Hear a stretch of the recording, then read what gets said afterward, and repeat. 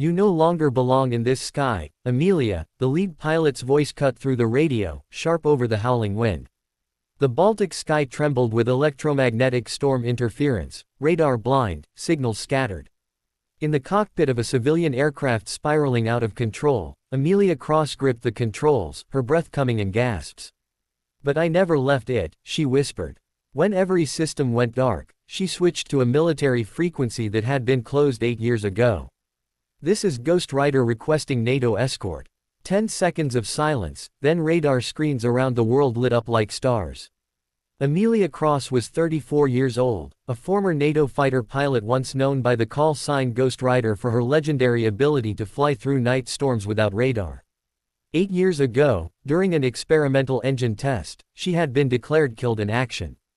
The official report blamed pilot error. The truth was that a high-ranking officer had authorized illegal testing, and when it exploded, Amelia became the scapegoat. Dead pilots couldn't testify. Dead pilots couldn't expose corruption. So they buried her in paperwork and ceremony while she watched her own funeral from a distance. Now she lived anonymously under a fabricated identity, working as a maintenance engineer for Skylink Airways, a civilian carrier. She kept her head down, her skills hidden, her past locked away like classified documents. Flight 847 from London to Riga. She sat in the back of the cabin, avoiding eye contact, wearing civilian clothes that felt like a costume after years in flight suits. Beside her sat Lena, 8 years old, traveling alone as an unaccompanied minor. The golden badge around her neck identified her to the crew. Her mother, a war correspondent, was hospitalized in Riga. The little girl was flying to see her. "Are you scared of flying?" Lena asked, noticing how Amelia's eyes tracked every sound, every vibration. "No, I'm scared of not flying." "That's a funny thing to be scared of." "Maybe. But some people are meant for the sky. When you take that away, you take away part of who they are." 2 passengers nearby whispered to each other, unaware that Amelia could hear. "Did you hear the story about Ghost Rider? They said she could fly through storms without instruments. If she was so good, why did she disappear? Maybe she wasn't as good as the legends say." Amelia smiled slightly, looking out the window at gray clouds gathering in formation. She recognized weather patterns instantly that civilian pilots wouldn't notice yet, but that screamed danger to anyone trained in combat aviation. Lena suddenly took her hand. "I don't like thunder. It's okay. The sky doesn't hurt people who are honest with it."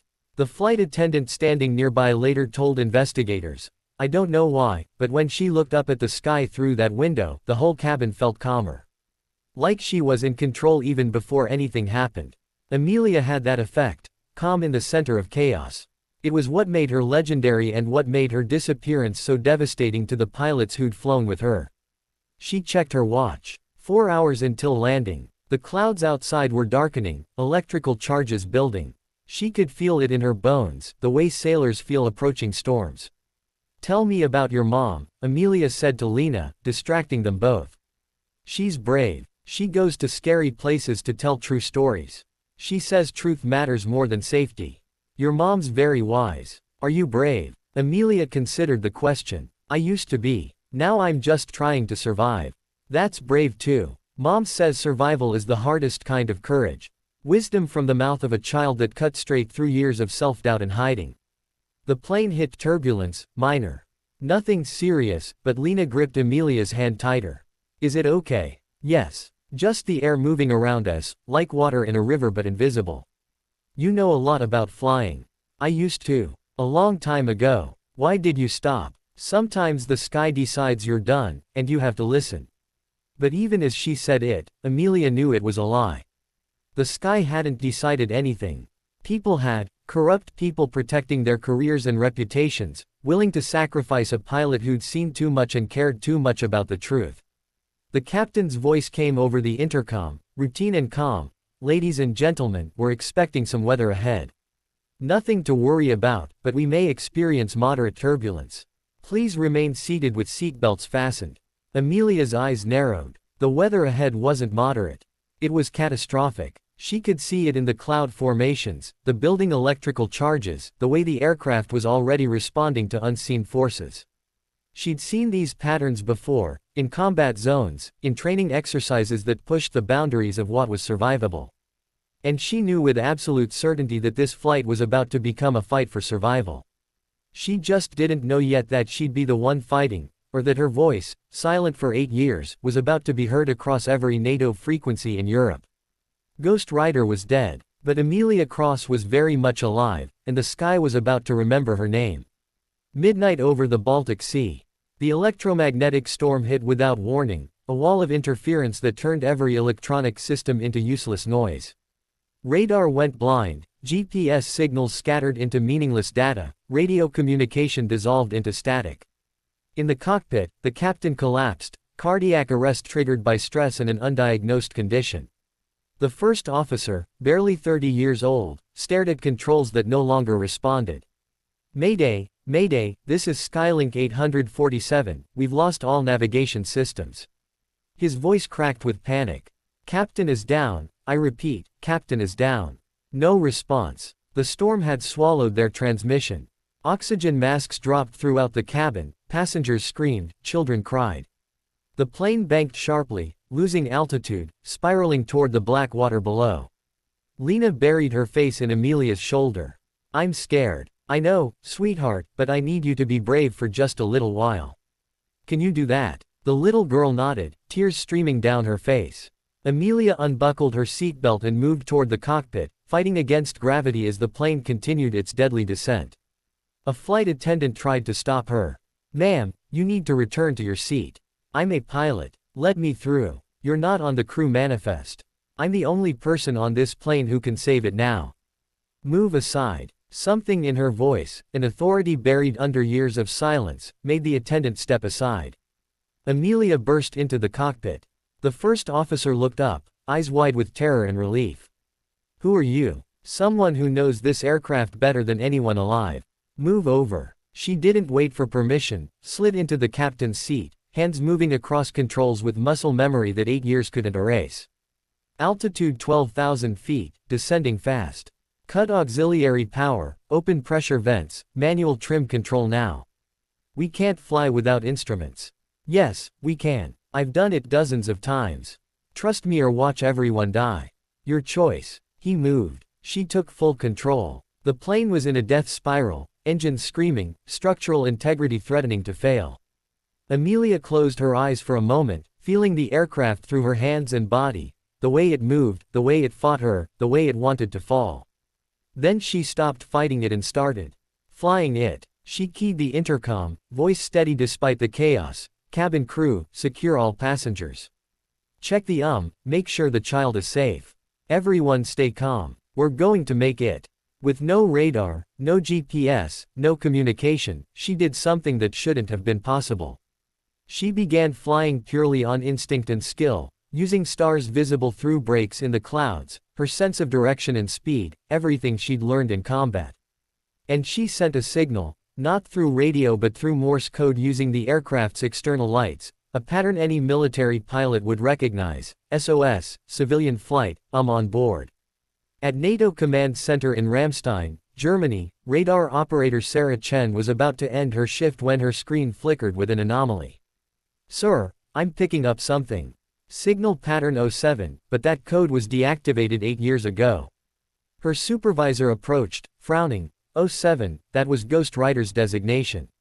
Pull up the archives. Ghost Rider is dead, sir. Kia in 2017. Then someone's using her codes. Scramble F-22s. I want eyes on whatever's out there. 4 F-22 Raptors launched from the Polish border, afterburners lighting up the night sky. They reached the coordinates in minutes, finding a civilian aircraft flying erratically but somehow maintaining altitude. The lead pilot, Reed Turner, had flown with Ghost Rider years ago. He'd been at her funeral, he'd given the eulogy. His radio crackled, then through layers of static and interference, a voice, a woman's voice, calm, professional, impossible. This is Ghost Rider requesting NATO escort. I have civilian aircraft, 214 souls on board, including one unaccompanied minor. Flying blind in electromagnetic storm. Need safe corridor to nearest landing facility. Reed's hands froze on the controls. Say again, identify yourself. Ghost Rider 07, and your Falcon 3. I'd recognize your flying style anywhere, Reed. Still too heavy on the throttle in turns. He couldn't breathe, couldn't think. That voice, that knowledge, that impossible, undeniable voice. Amelia. But you're dead. I was at your funeral. Apparently rumors of my death were greatly exaggerated. Now, can we do this reunion later? I've got 200 people who'd like to live through tonight. In the command center, chaos erupted. How is this possible? Ghost Rider was confirmed dead. General Marlowe, the officer who'd signed Amelia's death certificate, went pale. Shut down that frequency now. That's an order. But Reed Turner had already opened the channel to full NATO bandwidth. Every base, every aircraft, every command center in Europe heard what came next. Ghost Rider, this is Falcon 3. We have you visual. We're forming escort pattern. What do you need? Safe corridor, manual approach guidance from someone who remembers how I fly. Think you can handle that? Copy that. Falcon Squadron, form up. We're bringing her home. The 4 F-22s took positions around the damaged civilian aircraft, creating a protective formation, using their instruments to guide Amelia's blind flying. They formed a corridor of safety through the storm. On the ground, investigators were already pulling files. The 2017 incident, the explosion, the official report blaming pilot error, and evidence buried deep that the test had been unauthorized, that Amelia had actually saved lives by aborting the procedure, that she'd been scapegoated to protect senior officers. Evidence with General Marlowe's signature on every cover-up document. Inside the civilian aircraft, Amelia flew with absolute concentration. Lena, still buckled in, watched through the window as the fighter jets appeared like guardian angels. Are those the good guys? She asked a flight attendant. Yes, sweetheart. Those are the very best guys. And they are bringing us home. 2 hours later, the plane touched down in Crete, emergency vehicles surrounding the runway. The landing was rough but safe. Every passenger walked off alive. Amelia sat in the cockpit, hands finally shaking, adrenaline fading, the weight of what she'd done crushing down on her. Ghost Rider signing off, she whispered into the dead radio. On every NATO screen that had tracked the rescue, the same data appeared: 214 civilians safe, 0 casualties. Reed Turner pulled off his headset, tears streaming down his face. She saved us again. Even from the grave, she saved us. But Amelia Cross wasn't a ghost. She was alive, and the truth was about to surface like a submarine breaking through ice. Some secrets stay buried. Others refuse to stay dead. NATO command erupted into an emergency session. Within an hour of the landing, every senior officer in European operations was summoned. Video feeds connected Berlin, London, Washington, and Brussels. Someone explained to me how a dead pilot just saved a civilian aircraft using classified military codes, the Supreme Allied Commander demanded. General Marlowe stood rigid, jaw clenched. It's obviously a hoax. Voice recognition analysis shows 99.8% match to Captain Amelia Cross. The same Amelia Cross you declared killed in action 8 years ago. The analysis must be wrong. Or your report was. Silence fell like a blade. In Crete, Amelia was surrounded by investigators, medical personnel, and very confused airline executives. She sat in a small room, still wearing her civilian clothes, looking nothing like the combat pilot she'd once been. Reed Turner pushed through the crowd. When he saw her, really saw her, alive and real, he had to grab the door frame to stay upright. Amelia. She looked up, smiled sadly. Hello, Reed. Sorry about the dramatic entrance. You were dead. We buried you. I heard it was lovely. Very touching. She told him all of it. The unauthorized test that General Marlowe had ordered despite safety warnings. The explosion that should have killed everyone, Amelia's split-second decision to abort and manually shut down the system, saving 5 other pilots but taking the blame. He needed a scapegoat, someone to blame so the inquiry wouldn't dig deeper into who authorized the test. Dead pilots can't defend themselves, can't testify, can't expose corruption. So he faked your death. He didn't have to fake much. I was badly injured, in a coma for 3 months. By the time I woke up, I was officially dead. My family had been paid survivor benefits, my funeral had happened, and Marlowe made it very clear that if I surfaced, he'd destroy what was left of my reputation and make sure I faced criminal charges for the explosion. That's illegal. That's conspiracy. Prove it. His word against a dead woman's.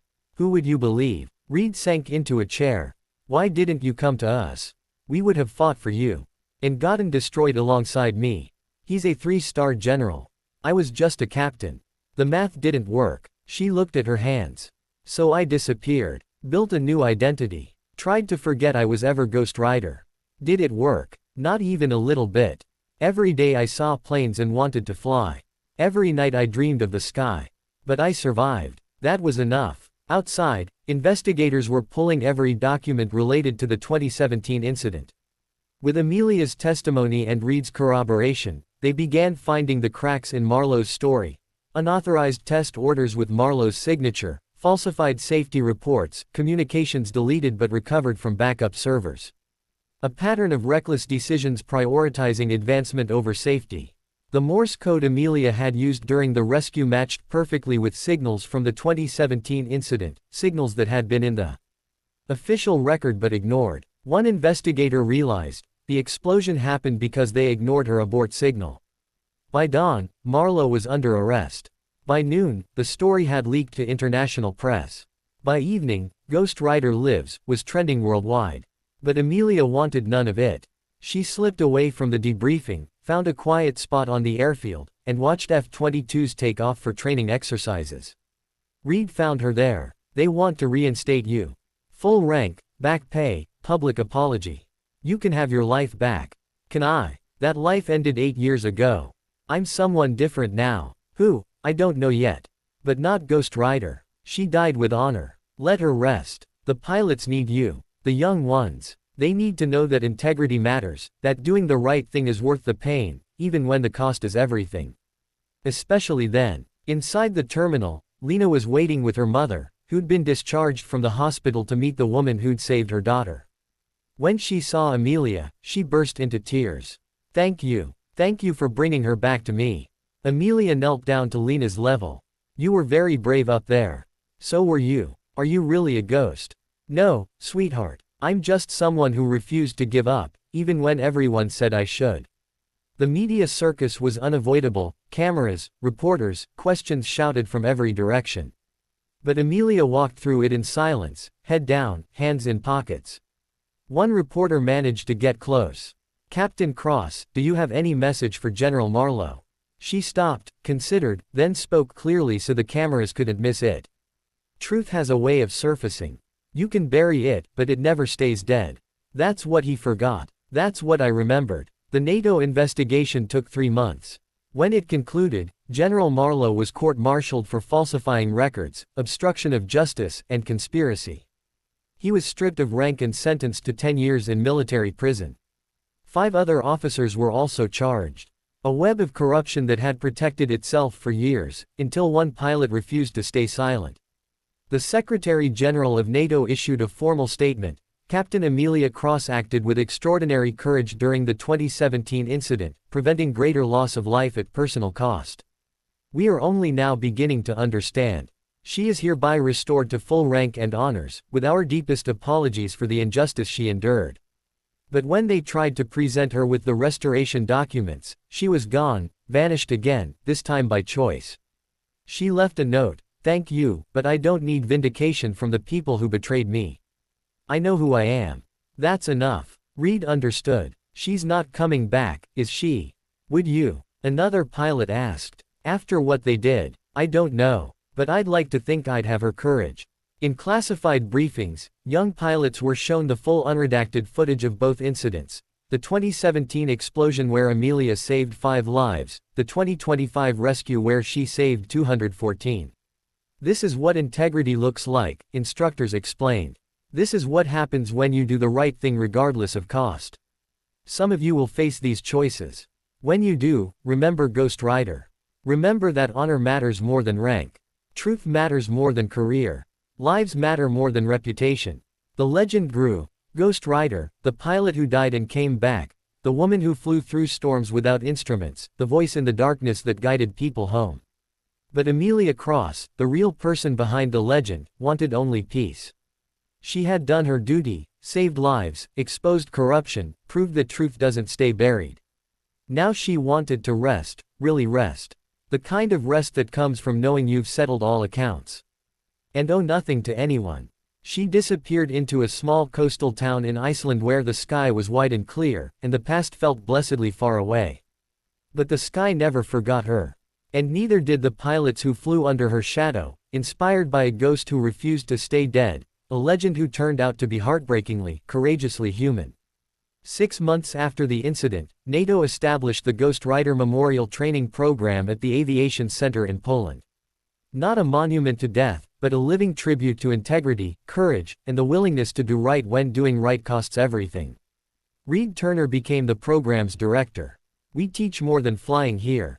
We teach character. We teach that your call sign isn't just a name, it's a promise about who you'll be when everything goes wrong. The program accepted pilots from all NATO countries, but more than that, truth-tellers, whistleblowers, people who'd been punished for doing the right thing. It gave them a second chance, the same second chance Amelia had given herself.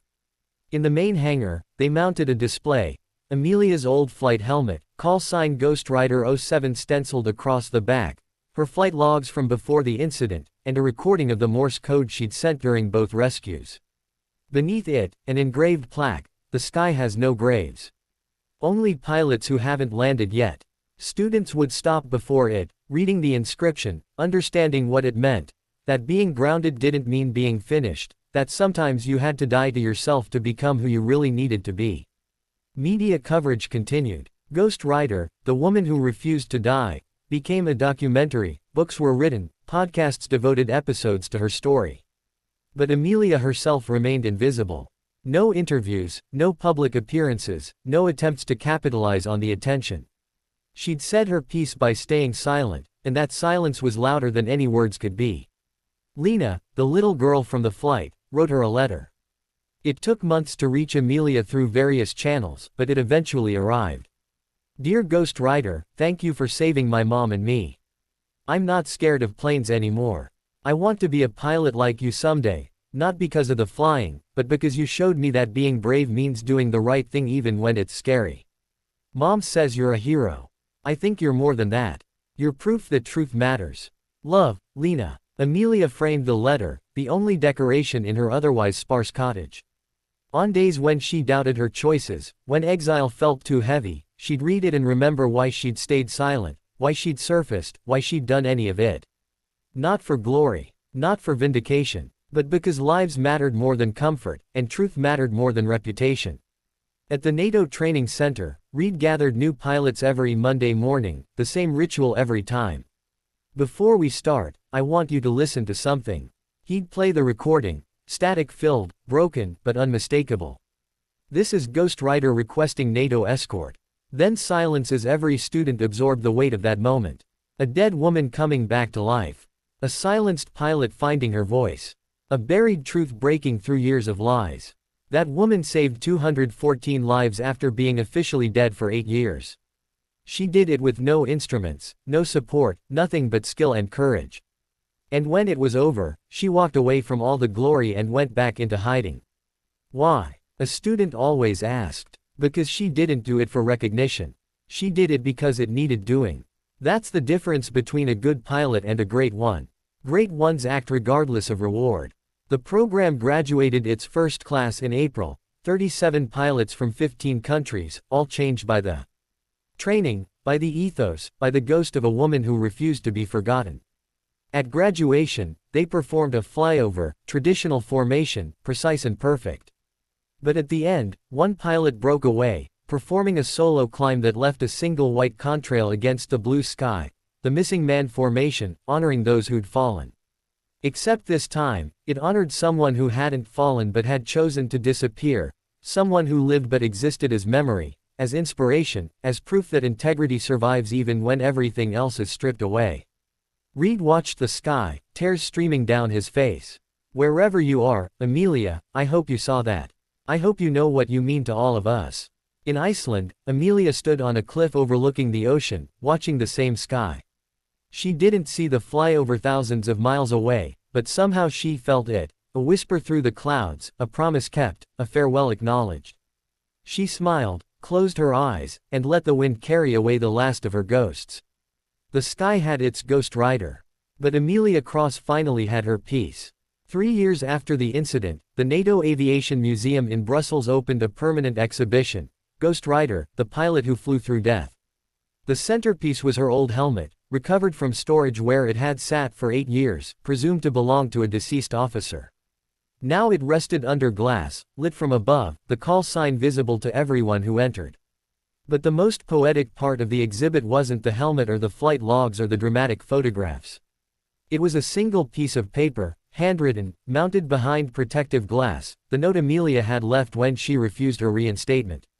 I don't need vindication from people who betrayed me. I know who I am. That's enough. 15 words that said everything about character, about integrity, about the difference between external validation and internal truth. Visitors would stand before it for long minutes, reading and rereading, understanding that this was the real lesson. Not the dramatic rescue, not the conspiracy exposed, but the quiet dignity of knowing yourself and needing nothing more. Reed Turner retired from active duty and became a full-time instructor. He told Amelia's story to every class, watching young faces transform as they understood what real courage looked like. She could have come back in glory, he'd say. Full reinstatement, media attention, book deals, speaking tours. She could have made millions. Instead, she chose peace. She chose silence. She chose herself over spectacle. Where is she now? Students always asked. I don't know. She's probably flying a bush plane in Alaska or teaching kids in a small town somewhere. She could be anywhere. That's the point. She doesn't need us to know. She knows. On the coast of Iceland, Amelia did exactly what Reed imagined. She taught local children about flight, about physics, about the mechanics of how things stay in the air against all odds. She never mentioned Ghost Rider, never spoke of NATO or combat flying or the years in hiding. She was just Amy, the American woman who lived in the cottage by the sea and seemed to understand wine better than anyone. But sometimes on clear mornings, when jet contrails crossed the sky overhead, the children would see her pause, hand shading her eyes, watching with an intensity that suggested the sky meant more to her than they could understand. Were you a pilot once? One brave child asked long ago. Do you miss it? She considered carefully. I miss the feeling, the freedom. The moment when you push the throttle and the world drops away and it's just you in the air. But I don't miss everything that came with it. What came with it? Politics. Lies. People who cared more about looking good than being good. She smiled at the child. But I keep the best parts. I still look up. I still understand the sky. I just don't need to conquer it anymore. We're friends now, the sky and I. On the anniversary of the rescue, NATO held ceremonies honoring her actions. Speeches were given, medals awarded posthumously to her legacy. Politicians used her story to advance their agendas. Amelia watched a clip of the ceremony on an old laptop, shook her head, and turned it off. They still don't get it. Still think it's about heroism and glory. Still miss the simple truth I've been trying to teach all along. You don't do the right thing for recognition. You do it because it's right. Everything else is just noise. She walked to the edge of the cliff, looking at the vast Atlantic spreading endlessly before her. Somewhere beyond that water were the people who still searched for her, still wanted to celebrate her, still needed her to be more than she wanted to be. But here, in this moment, she was exactly who she needed to be. A woman at peace with her choices. A pilot who'd found ground worth standing on. A ghost who'd learned to live again. Above, a jet passed, leaving a white line across the perfect blue. She watched it fade, smiled, and whispered to the wind. Ghost Rider clear for landing. Mission complete. The wind carried her words away, across the water, into the sky that had been her first love and her greatest teacher. Some pilots never land. Some walk away and never look back. But a few, a precious few, learn to carry the sky inside them wherever they go. Amelia Cross was one of those. And that was more than enough. In the museum, the exhibit closed each night with a short video, not of the rescue, not of the drama, but of a simple sky at dawn, clear, peaceful, infinite. And across the screen, text appeared, not Amelia's words, but the truth she'd lived. The sky has no graves. Only pilots who haven't landed yet. And sometimes landing is the bravest thing you can do. Visitors would leave in silence, changed in ways they couldn't quite articulate. That's what truth does. It doesn't shout. It doesn't demand. It just exists, quiet and undeniable, waiting for people brave enough to listen. Ghost Rider lived not in the sky anymore, but in something deeper, in the hearts of everyone who understood that real strength doesn't need an audience. Real courage doesn't need applause. Real integrity doesn't need vindication. It just needs to know itself. And that's enough. More than enough. It's everything.